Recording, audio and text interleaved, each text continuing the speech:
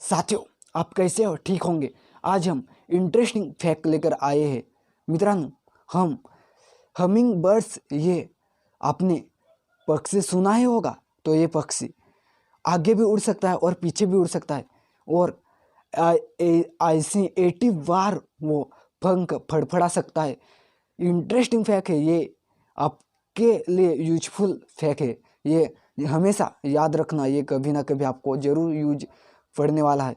तो वीडियो अच्छा लगा तो वीडियो को ज़रूर लाइक करना और सब्सक्राइब करना ना भूलें, क्योंकि इस चैनल पर ऐसे इंटरेस्टिंग फैक्ट आपको और मोटिवेशन वीडियो देखने को मिलेंगे। फिर अगले वीडियो में मिलेंगे, तब तक बाय बाय।